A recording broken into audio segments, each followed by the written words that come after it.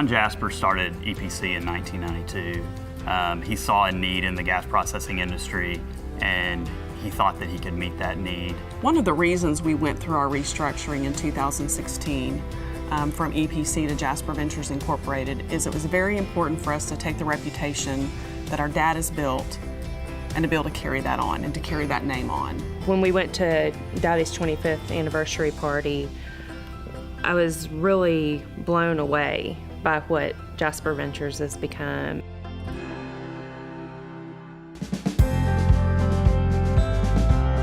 Well, I didn't even have any idea that I was going to start a company. Jasper Ventures has really just taken off, and it's just been amazing. It's been unbelievable, actually.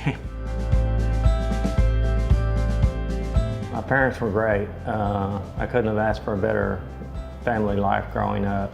It was just idyllic type growing up as a child, being in Boy Scouts, going to church, going to camp. My parents built a small cabin on a lake that we would go to just about every weekend during the summertime. We just had a great time growing up. Most of my schooling was in Paris, Kentucky. My wife and I went to the same high school, and then when we both went to college, we started dating at the end of our freshman year in college, and just seemed like a fun type person. The Chevy is part of the family. I bought it as my first car when I was in my junior year in college. It was love at first sight.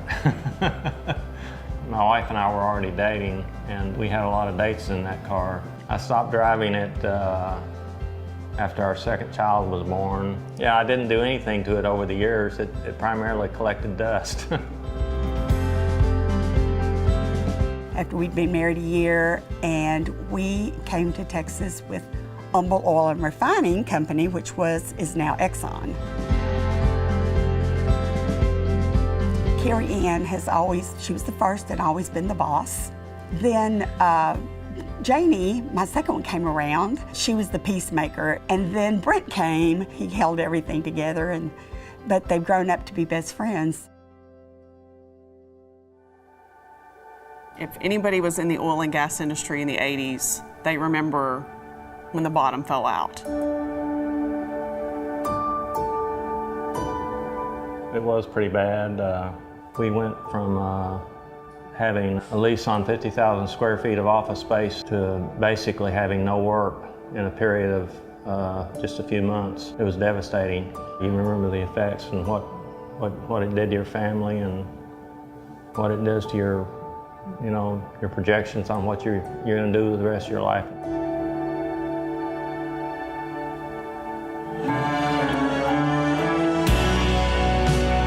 Well, I spent about a year in San Antonio working for a different type of industry.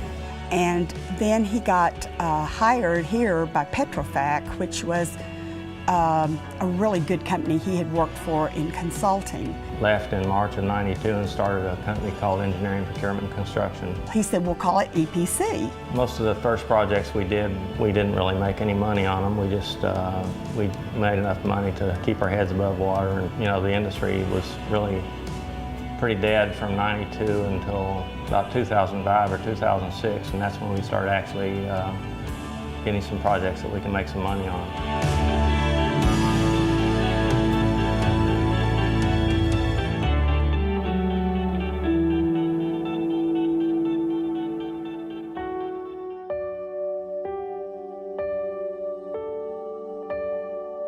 2005, I was diagnosed with a terminal brain cancer. And my wife said, "What's on your bucket list?" I said, "Just one thing." I said, "I want to get that car running."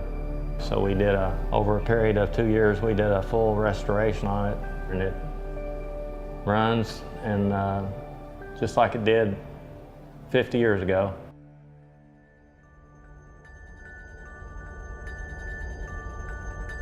It was hard when we first started. I remember there were years that I was like, why are we doing this? Why doesn't Daddy just go work for a company? But now that I'm older, I understand it's because a lot of times the people that you work for don't have the integrity that you have. He's seen a lot of highs and a lot of lows. And yet he stuck it out. He felt like he had a vision. He also felt like he could give people a better place to work than the larger companies that he had worked for.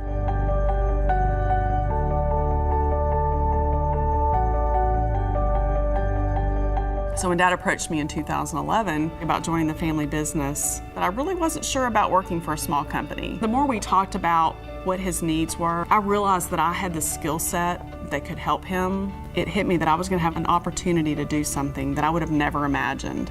I was going to get to sit across the hall from my dad every single day and work with him. I wanted to join the family business because I saw that there was a need that I could fill. I was doing the same thing in Dallas, and I just would much rather do that thing for my family. And that's really when it took off. I mean, it's become unbelievable. Before the end of the year, we'll have 200 employees, and we started with 3. When Carrie Ann and Brent took it over, I think they were proud for their dad, and they wanted to call it Jasper Ventures.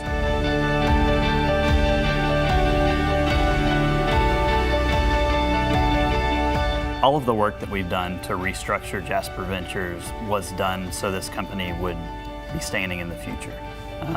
It's a family company, not just for my family, but for many families. And we would like for this company to be around 20, 30, 40 years from now.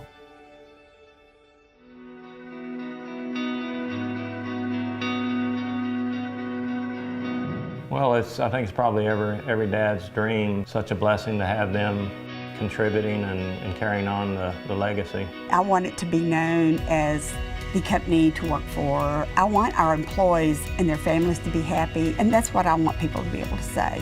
Boy, when you walk in here, you feel a difference. I really never thought that Jasper Ventures would be Jasper Ventures that would pass on to the next generation and the next generation. I just saw it as being something that would leave when Daddy left. And now it's something that can be in our family forever. I've had a very gratifying career, and I wouldn't change anything in it.